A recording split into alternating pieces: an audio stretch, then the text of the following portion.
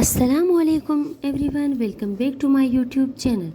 आज की वीडियो में हम आपसे बात करेंगे सिट्राल का सिरप के बारे में कि सिट्राल का सिरप किन कंडीशन में इस्तेमाल किया जा सकता है, इसको इस्तेमाल करने का क्या तरीका है और इसके जो है ना साइड इफ़ेक्ट क्या हो सकते हैं।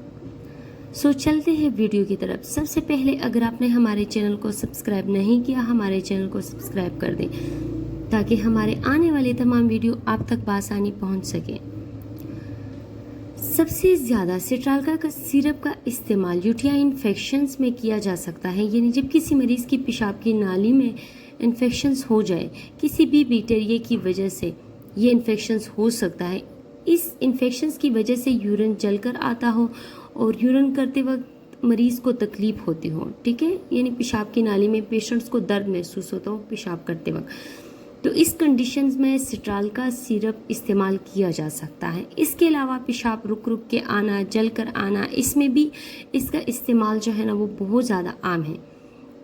इसके अलावा रेनल स्टोन यानी किडनी स्टोन यानी गुर्दे में अगर किसी पेशेंट्स की पथरी है तो उसमें भी इस्तेमाल किया जा सकता है। यानी अगर किसी पेशेंट्स को गुर्दे में पथरी है तो फिर इस सिरप को बार बार डॉक्टर जो है ना लिखते हैं और बार बार पेशेंट्स को इस्तेमाल करवाते हैं ताकि उसकी जो किडनी है वो ख़त्म हो जाए और यूरिन के ज़रिए बाहर निकल आए। इसके अलावा अगर बात करें तो इसको गाउट की बीमारी में भी इस्तेमाल किया जाता है। गाउट एक ऐसी बीमारी है जिसमें आपका यूरिक एसिड लेवल बढ़ जाता है और इसकी वजह से आपके जोड़ों और हड्डियों में शदीद किस्म का दर्द रहता है और ये यूरिक एसिड्स के लेवल को जो है ना मेंटेन रखता है। तो गाउट की प्रॉब्लम्स को हल करने के लिए भी इस मेडिसिन का इस्तेमाल जो है ना बहुत ज़्यादा किया जाता है। इसके अलावा अगर आपकी ब्लड में तेज़ाबियत बढ़ जाए और जो है ना एसिडिटी बढ़ जाए तो ये उस एसिडिटी को कम कर देती है। सिट्राल का सिरप जो है ना इस मसले को हल करने के लिए भी, यानी ब्लड में तेज़ाबियत को बढ़ने के लिए अगर किसी पेशेंट्स का बढ़ गया तो उसको कम करने के लिए भी इस सिरप का जो है ना इस्तेमाल किया जाता है। या फिर अगर आपकी यूरिन में तेज़ाबियत बढ़ जाए तो उसको कम करने के लिए भी इस सिरप का इस्तेमाल किया जा सकता है। अब बात करते हैं कि इसको किस तरीके से इस्तेमाल करना है, यानी एज के हिसाब से इसको इस्तेमाल करना है। लेकिन वैसे अडल्ट जो पेशेंट्स है उसको 2 चम्मच सुबह, 2 दोपहर और 2 शाम को आधे गिलास या 1 गिलास पानी में डाल के इस्तेमाल करना है खाना खाने के बाद।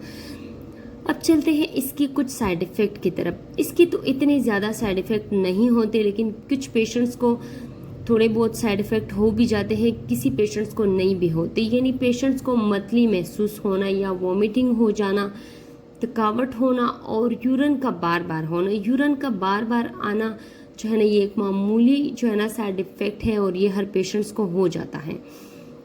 और अब बात करते हैं कि वो कौन से लोग हैं जो इस सिरप को इस्तेमाल नहीं कर सकते।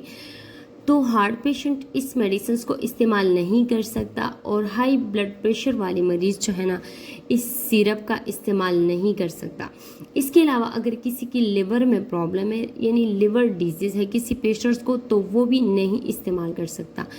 तो सबसे पहले मैं ये बात कहना चाहूँगी कि कोई भी मेडिसिन इस्तेमाल करने से पहले अपने डॉक्टर से लाजमी मशवरा करें और डॉक्टर के हिदायत के मुताबिक इस मेडिसिन को इस्तेमाल करें। अगर आपको हमारी वीडियो अच्छी लगी तो वीडियो को लाइक करें, शेयर करें और हमारे चैनल को ज़रूर सब्सक्राइब करें।